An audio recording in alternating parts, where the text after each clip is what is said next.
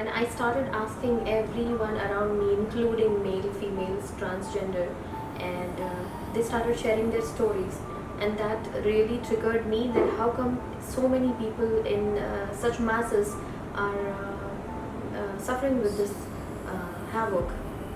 Initially, my family did not support me because they thought it's a very bold subject for a woman to talk or write about. So they did not encourage me for this, especially about this book. Eventually, when they read the book, they have read how the solutions might help, the reform solutions might help the society. Then they said, okay, fine, this is good. My every book have a substance in it. It has got a content. It's about saving humanity and human race.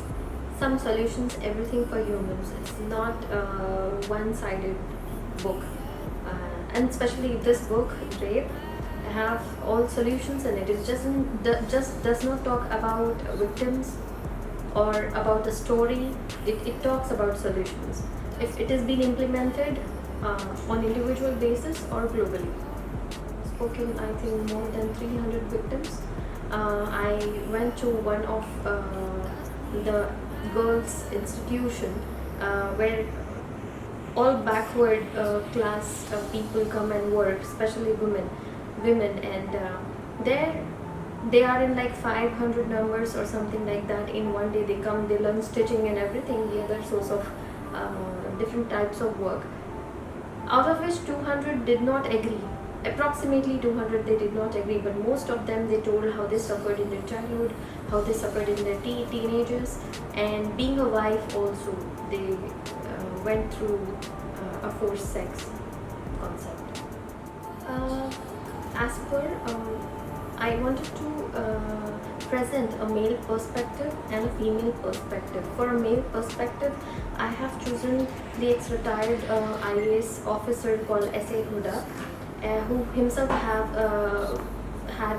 had an experience in his childhood, and one of the corporator, for a female perspective, have taken, who is a corporator. She is a corporator, and but she has bravely fought for it, so she has shared her story in the book.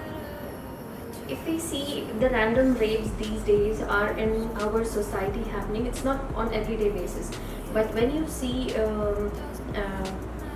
the party ambience where alcohol and music is being served, you see most of the females or transgender or male get raped.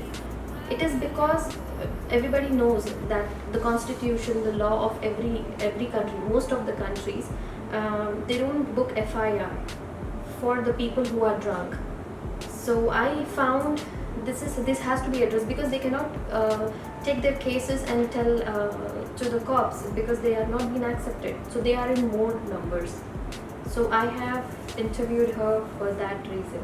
I went to Central Jail and I have visited most of the criminals who are the rapists, who are the one who raped so many male females together, and I have seen their background, the way they are being brought up has to be worked on. They are from a very low background, so most of the places sex education was lacking, and that is the reason I want an education system for the criminals also, because they just sit in jail and do nothing. In spite of that, they can get educated over there.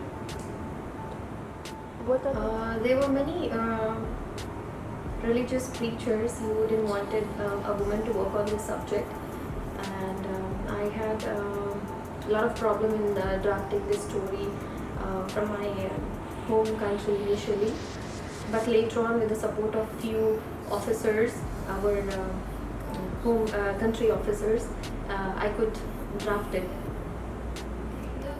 My real concerns are children, because they are the future of the nation, and our descendancies, the forthcoming generations, might get affected psychologically, because children are being raped in huge numbers.